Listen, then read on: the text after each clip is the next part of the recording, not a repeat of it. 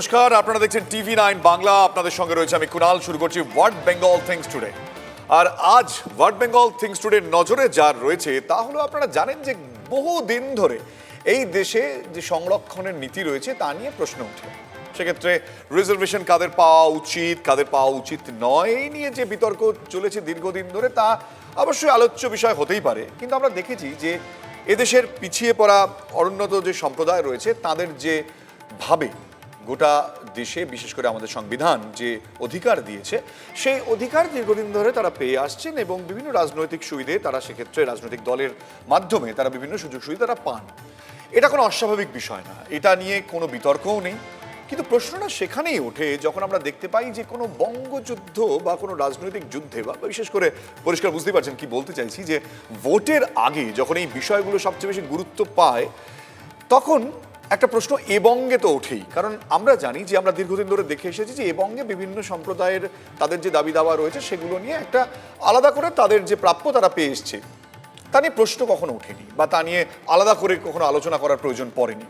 কিন্তু বর্তমান রাজনীতিতে আমরা এসে দেখছি যে সেখানে বারবার এই সম্প্রদায় ভিত্তিক যে রাজনীতি বা সম্প্রদায়কে নিয়ে যে রাজনীতি তা খুব একটা বেশ বড় সড়ো করে সামনে আসছে। আজকের এটাই প্রশ্ন যখন জেপি নাড্ডা তিনি রাজ্যে এসে বললেন যে মমতা বন্দ্যোপাধ্যায়ের সরকার তারা ওবিসিদের বেশ কিছু সম্প্রদায়, যাদের মধ্যে তিনি বলছেন তিলি এবং মাহিষ্য, এরা হচ্ছে হিন্দু ধর্মের ধর্মাবলম্বী এবং পিছিয়ে পড়া সম্প্রদায়, যাদেরকে সরকার গুরুত্ব দেয়নি। উল্টে এক্ষেত্রে মুসলিম তোষণ বেশি হয়েছে। এই প্রসঙ্গ যখন উঠছে তখন স্বাভাবিকভাবেই আমরা দেখতে পাচ্ছি তৃণমূল কংগ্রেসেরও বহু যে নীতি বা ঘোষিত, আমরা ইস্তেহার প্রকাশ হবে কালকেই, হয়তো সেখানে হয়তো বিষয়গুলো উঠে আসবে। তাহলে কি এই বঙ্গেও এবার ভোট রাজনীতিতে কোথাও এই জাতপাত বা ধর্ম এবার সবচেয়ে গুরুত্ব পাবে বেশি? কেন, কতটা ওঠা উচিত, আজকে এই নিয়ে আলোচনা করব।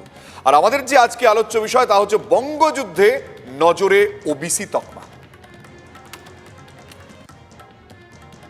আমরা বঙ্গযুদ্ধে নজরে ওবিসি তকমা নিয়ে যখন আলোচনা করছি তখন আমরা প্রথমেই গুরুত্ব দিচ্ছি যে জেপি নাড্ডার এই মন্তব্য। আবারও আপনাদের বলছি যে জেপি নাড্ডা, বিজেপির সর্বভারতীয় সভাপতি, তিনি যখন এসে বলছেন যে মমতা বন্দ্যোপাধ্যায়ের সরকার তারা হিন্দু ধর্মাবলম্বী এই পিছিয়ে পড়া সম্প্রদায়দের গুরুত্ব দেয়নি। তার মধ্যে আপনাদের দুটো সম্প্রদায়ের নাম বললাম, এই দুটো সম্প্রদায়কে তারা যদি ক্ষমতায় আসেন তাহলে তারা মন্ডল কমিশনের সুপারিশ মেনে কমিশন বসবে, সেখানে ডেফিনেটলি তাদেরকেও সংরক্ষণের আওতায় আনা হবে।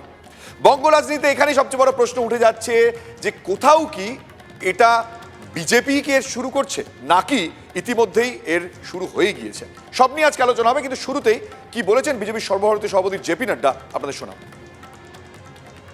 जब हम तुष्टीकरण की बातचीत करते हैं तो सबसे बड़ा उदाहरण है ओबीसी का आरक्षण, सबसे बड़ा उदाहरण। और इस ओबीसी के आरक्षण में माइनॉरिटीज को भी जोड़ा गया और उनकी बड़ी संख्या में लोगों को जोड़ा गया।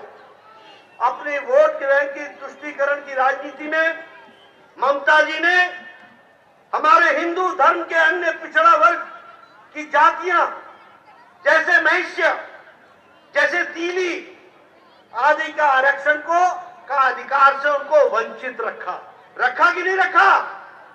महिषी और तीली को वंचित रखा कि नहीं रखा?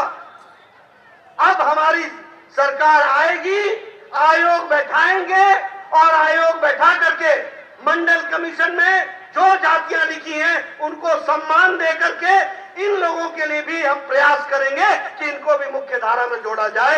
इस तरीके का हम काम करेंगे। জেপি নাড্ডার এই মন্তব্যের প্রয়োজন কেন পড়লো তা নিয়ে আলোচনা করবো, কিন্তু তার আগে আপনাদের জানিয়ে রাখি যে 2010 সালে বামেরা যখন ক্ষমতায় ছিল ঠিক সেই সময় মুসলমান সম্প্রদায়ের যারা রয়েছেন তাদের মধ্যে তিনটি সম্প্রদায় বাদ, সৈয়দ, পাঠান এবং মির্জা বাদ দিলে বাকিদেরকে এই যে ওবিসি সম্প্রদায় তার মধ্যে আনা হয় এবং সেক্ষেত্রে তারা 17% যে সংরক্ষণ তার সুবিধা তারা পান। জেপি নাড্ডা এই প্রসঙ্গটা তুলেছেন এবং সেখানে বলছেন যে তৃণমূল সরকার সবচেয়ে বেশি এক্ষেত্রে তাদেরকে সুবিধা দিয়েছে এবং তা প্রায় 20% সব মিলিয়ে বলা হচ্ছে। আজকে এই নিয়ে আলোচনা করব, কোথায় প্রয়োজন, কেন প্রয়োজন এই বিষয়গুলোকে সামনে আনার। তাহলে কি বঙ্গ রাজনীতিতে কোথাও আজকে এই জাতপাত এবং ধর্মের রাজনীতি সবচেয়ে বেশি গুরুত্ব পাবে? আমাদের সঙ্গে এই মুহূর্তে যারা রয়েছেন স্টুডিওতে এবং আমাদের সঙ্গে স্কাইপে যে অতিথি যোগ দিচ্ছেন সবার সঙ্গে আলাপ করবো। আমাদের সঙ্গে সিপিআইএম এর পক্ষ থেকে এই মুহূর্তে রয়েছেন কনিনিকা ঘোষ, আপনাকে স্বাগত। আমাদের সঙ্গে রয়েছেন বিজেপি মুখপাত্র প্রণয় রায়। স্বাগত আপনাদেরকে। আমাদের সঙ্গে রয়েছেন এই মুহূর্তে অশোক ভট্টাচার্য, কংগ্রেস মুখপাত্র। আমাদের সঙ্গে রয়েছেন তৃণমূল কংগ্রেসের নেতা তৃণাঙ্কুর ভট্টাচার্য। আপনাদের সকলকে স্বাগত। এবং শুরুতেই আপনারা জানেন যে আমাদের অতিথিদের আমরা নিজ নিজ সময় ঠিক 50 সেকেন্ডস বলার সুযোগ দিই। তো এই সেগমেন্ট এখানে শুরু করছি।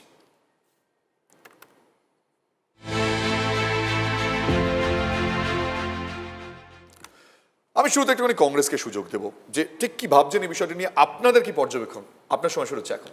দেখুন, আমরা যে কথা বারংবার বলতে চেয়েছি, বারংবার বলতে চাই, এবারের ভোটে কিন্তু প্রধান ইস্যু বাংলার বেকার যুবক যুবতীদের কর্মসংস্থান, এবারের ভোটে প্রধান ইস্যু বেকার যুবক যুবতীদের চাকরি, বাংলায় শিল্প, বাংলায় স্বাস্থ্য হাল ফিরিয়ে আনা, বাংলার সামগ্রিক গণতন্ত্র যা ভুলুণ্ঠিত হয়েছে তাকে পুনরুদ্ধার। এর বাইরে যে ন্যারেটিভ তৈরি করার চেষ্টা করছে তৃণমূল এবং বিজেপি, তা কখনো সফল হওয়ার নয়। কারণ এই স্টুডিওতেই আমরা যারা বসে আছি, দিনের শেষে পেট ভাত রুটি রুজি ছাড়া আর অন্য কিছু হতে পারে না। 5 লক্ষ শূন্য পদ খালি রয়েছে। আজকে বিজেপি এবং তৃণমূল এদের লড়াই কিসের? কোনো কিছু লড়াই নেই। আজকে যে বিজেপি, কালকে সে তৃণমূল, কালকে যে তৃণমূল, আজকে সে বিজেপি। এ খেলার বাইরে আমরা সংযুক্ত মোর্চা পেট ভাত রুটি রুজির কথা বলছি। জাতপাত ধর্ম এখানে কোনো ন্যারেটিভ তৈরি করতে পারবে না। আসবো আমি প্রণয়বাবু, আপনার কাছে আসবো। আপনার সময় শুরু হচ্ছে এখন। প্রথমত যে আমাদের সরকারের একটাই নীতি, সেটা হলো সবকা সাথ সবকা বিকাশ, এবং 2014-তে যে কেন্দ্রীয় সরকার এসছে সেই নীতিই প্রয়োগ করেছে। যতগুলো প্রজেক্ট আছে সেখানে কোনো ওবিসির জন্য আলাদা বা কোনো হিন্দুর জন্য আলাদা, মুসলিমের জন্য আলাদা নেই। আমাদের সরকারই প্রথম অর্থনৈতিকভাবে যারা পিছিয়ে পড়েছে তাদের জন্য সংরক্ষণের ব্যবস্থা করেছে। কিন্তু আজকে এই কথাটা পশ্চিমবঙ্গে বলতে হচ্ছে কেন? দীর্ঘ 34 বছর বামপন্থীরা এখানে শাসন করেছে, তারপরে 10 বছর তৃণমূল কংগ্রেস শাসন করেছে। তারপরেও দেখা যাচ্ছে যে কিছু কিছু সম্প্রদায় যারা এখনও সেই স্তরে পৌঁছাতে পারেনি, তাদের কোথাও না কোথাও সংরক্ষণের দরকার। যে কথাটা এসছে, আপনি যেটা বললেন যে 17%, বামপন্থীরা মুসলিমদের জন্য 17% রেখেছিল, তৃণমূল কংগ্রেস এসে সেটাকে 20% করেছে। তো আজকে যদি মুসলিম সম্প্রদায়ের মানুষের উন্নয়নের জন্য আলাদা সংরক্ষণ রাখতে হয়, তাহলে হিন্দু সম্প্রদায়ের যারা পিছিয়ে পড়েছে তাদের জন্য কেন থাকবে না? কেন রাখেনি তারা? সেটা তো প্রশ্ন আমাদের। আসবো আমি একটু তৃণমূল কংগ্রেসের কাছে যাবো। তৃণাঙ্কুর ভট্টাচার্য, কি বলবেন? আপনার সময় শুরু হচ্ছে এখন। না, আমাদের নেত্রী বরাবর যে কথাটা মনে করে, আমাদের লড়াইটা কখনোই জাত নিয়ে হতে পারে না, আমাদের লড়াইটা ভাত নিয়ে হয়। তাই আজকে যে বা যারা ধর্ম নিয়ে খেলার চেষ্টা করছে, জাতি উপজাতি নিয়ে খেলার চেষ্টা করছে, তৃণমূল কংগ্রেস তার বিরোধিতা অবশ্যই করে। কিন্তু তৃণমূল কংগ্রেসের নেত্রী মমতা বন্দ্যোপাধ্যায় যে কথা বলেন, তিনি সকলের মুখ্যমন্ত্রী, সকল জাতি, সকল উপজাতি, সকল বর্ণ, সকল ধর্মের মানুষের মুখ্যমন্ত্রী তিনি। তাই তো মুখ্যমন্ত্রীকে আমরা দুর্গা পুজোর সময় যেভাবে দুর্গাপুজোর পরব পালন করতে দেখি, কালী পুজোর সময় যেভাবে কালী পুজো পালন করতে দেখি, সেভাবে ঈদের সময় ঈদের পরব পালন করেন বা ক্রিসমাসের সময় ক্রিসমাস পালন করেন। আজকে আমরা, তবে আমাদের নেত্রী বরাবরই যত্নশীল। তিনি সকল জাতি উপজাতি, সকল মানুষের, সকল এসসি এসটি, হিন্দু মুসলিম সকলের উন্নতি করার আমরা নিশ্চিত। বিগত 10 বছরের উন্নয়নের উপর ভর করে আগামী দিনে তৃণমূল কংগ্রেস উন্নয়নটাকে এগিয়ে নিয়ে যাবে এবং আবার সরকার গঠন করবে। Thank you Trinankur. আসবো আমি কনিনিকা দি, আপনার কাছে জানতে চাইবো, তৃণমূলের বক্তব্যের পর এটা কি কোথাও কাউন্টার করার জায়গা রয়েছে? আপনার সময় শুরু হচ্ছে এখন। হ্যাঁ, 1 নম্বর কথা, আমাদের ভারতে আমরা বারবার বলি, আমাদের ভারতেই বলুন, রাজ্যেই বলুন, সর্বক্ষেত্রেই গরিব মানুষ, পিছিয়ে পড়া মানুষ সমস্ত রকমভাবেই তারা রয়েছেন। পিছিয়ে পড়া মানুষ রয়েছে আমাদের, যেমন অর্থনৈতিকভাবে পিছিয়ে পড়া রয়েছে, তেমনই সামাজিকভাবে পিছিয়ে পড়া রয়েছে, জাতপাত বৈষম্য সব কিছুই রয়েছে। কিন্তু স্বাভাবিকভাবেই সেই কারণে সংবিধান মেনে যে সংরক্ষণের প্রশ্ন, অবশ্যই আমরা বলি ক্রিমিলেয়ার, সেটা যদি সংবিধানের ক্ষেত্রে যেমনভাবে রয়েছে, ক্রিমিলেয়ারটা তা থেকে অন্যভাবে সবটা মিলিয়ে যাতে জাতপাতের ভিত্তিতে বা সামাজিক সংরক্ষণ, সামাজিক যারা বৈষম্যের শিকার তাদের জন্য সংরক্ষণ নিশ্চয়ই থাকতে হবে, সে নিয়ে আমাদের কোনো বক্তব্য নেই। কিন্তু প্রশ্ন হচ্ছে যে যখনই আমরা বারবার দেখেছি যে এই যে যারা সবকা সাথ সবকা বিকাশ বলছেন, আসলে তো আদানি কা সাথ আম্বানি কা বিকাশ হচ্ছে, সবকা সাথ সবকা বিকাশ হচ্ছে না। আর একইভাবে ওরা বলছেন কি, ওরা বলছেন ক্রিসমাসে ক্রিসমাস পালন করেন, মুসলিমের ধর্মের গিয়ে ঈদ পালন করেন। প্রশ্ন তাই না, প্রশ্ন হচ্ছে রাষ্ট্রের সঙ্গে ধর্মকে মেলানো না, রাজনীতির সঙ্গে ধর্ম মিলবে না, এটাই হচ্ছে আসল কথা। সাম্প্রদায়িকতা তবেই জন্ম নেয়, ধর্ম যার যার ব্যক্তিগত মানুষকে দিক, কিন্তু তার মানে এই নয়।